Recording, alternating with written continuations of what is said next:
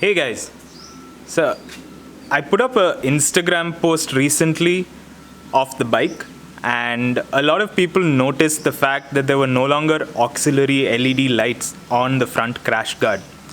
So I used to have these lights on the bike. They were incredibly useful, but sometime on the tour of 2017 this system began to fall apart, not because the lights failed, but because a lot of other things failed, and I removed parts of these lights to use somewhere else, the Gurudongmar Hangama, and from there onwards it was like a downward spiral. One light stopped working, and eventually the switch stopped working, and eventually I had a whole bunch of wiring issues.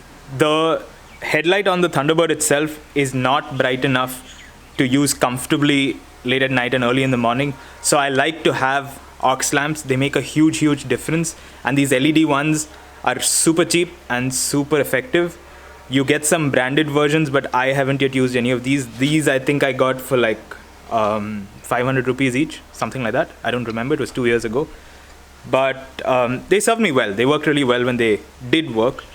I tended to have more trouble with the switches and the wiring than the lights itself.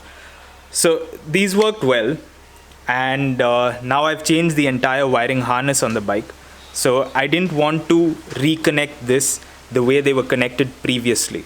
This time I want to put lights back onto the bike because I need them when I'm touring, and even generally they're quite useful. But I haven't yet done that because I was trying to figure out a way to connect them without cutting the harness. Now, a few days ago I watched this video on YouTube. The beauty of YouTube, you learn from YouTube and then you make for YouTube. And a video by NCR Motorcycles, I'll put a link to that video in the description. And in that video, they've sort of explained a system to connect LED lights without cutting the wiring harness. Now, it may not be the perfect way to do it, but it made sense to me and it seems like something worth trying out. So now I'm going to be connecting new lights to the bike using that system.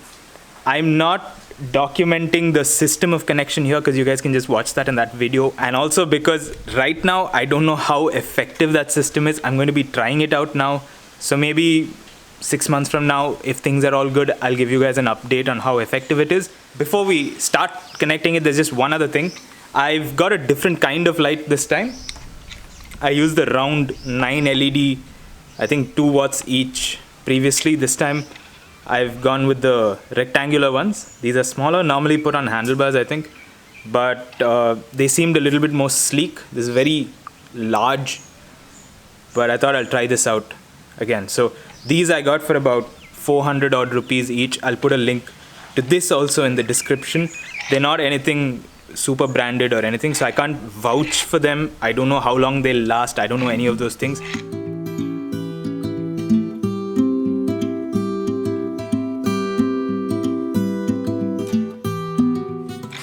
So these lights come with a bracket like this, and you can see this one nut floating around over here. So this part of the bracket goes in there, and then this part goes down here, right? And I guess they assume you're going to fit it onto a flat plate or something of that sort, so the bolt that they give you is so small. So I'm just going to use the one that I used previously, which is a longer one, and use that through here. There's one other thing that I'm doing. Wait. I don't want metal touching metal, so I'm using these rubber bushes. These are actually things that I used on the bottom of those old chairs. You know, if you've seen those chairs that are like curved metal ones, these are used as rubber bushes at the bottom. So I'm using these because they're a perfect fit over here. This is what I had earlier as well. And I sort of put that over here, and then I put my bracket on top of it, and then my light goes on top of it, and I do the same thing below as well, so that there's no metal hitting metal. It's metal on rubber.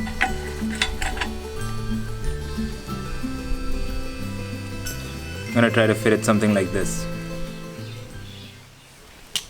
Okay, light number 1 is on.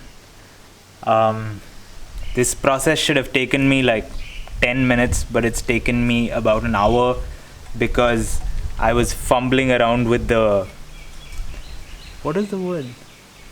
The stripping of the wires. That's the word. And I was struggling with that and fumbling, and like I've done everything a few times over because it's been so long since I did something like this. But eventually, one light is on. This is what it looks like. Here you go. That looks pretty good. And now I need to do the same thing on the other side. The other light is also on now. Just a couple of things that I forgot to mention earlier. One is both of these are floodlights. So they sort of throw a beam wide. They're not spotlights. Most of the cheaper version LED lights that you get, they're all floodlights. They're not spots. So if you want to have a spot, then you need to make sure that you choose that when you're buying. I personally like these two floods and they work quite well in combination. So this is what I'm using. And secondly, I like to mount it over here on the crash bar rather than through a bracket system up here. I like the throw, I like the visibility that I get from it. But I mount it sort of further out, as far out on the crash bar so that it doesn't get blocked by this. But where you'd like to mount it depends entirely on what you think works best. Some people like it up here, some people like it even on their tire, some people like it up here, wherever, whatever works for you.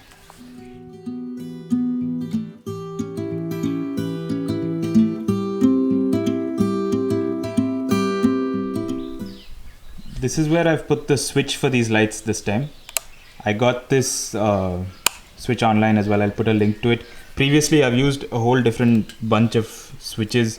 All of them are quite unreliable. I particularly like this one because it was old school, but all of them conk out in the rain. So I'm trying this one out. If any of you know of a better, more reliable switch system, please do leave a comment below, because most often any trouble you have happens with the switch rather than any other part of this wiring. So this is what I'm trying out now. But if you know something that works and is reliable, please tell me about it in the comments. Okay, time to try out these lights now.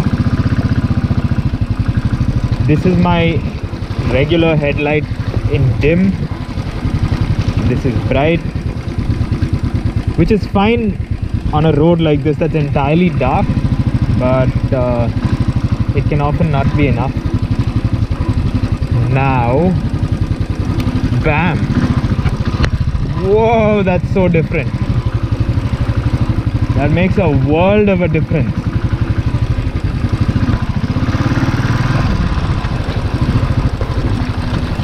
These are the lights I have, and they seem okay. Like I said, this is not a long-term review or anything of that sort. I don't know how long they're going to work for. I don't know what it's going to be like. All of that, this is just a first impression. So if you want to try it out, you can try it out. And let's see how long they last. But for now, these are awesome.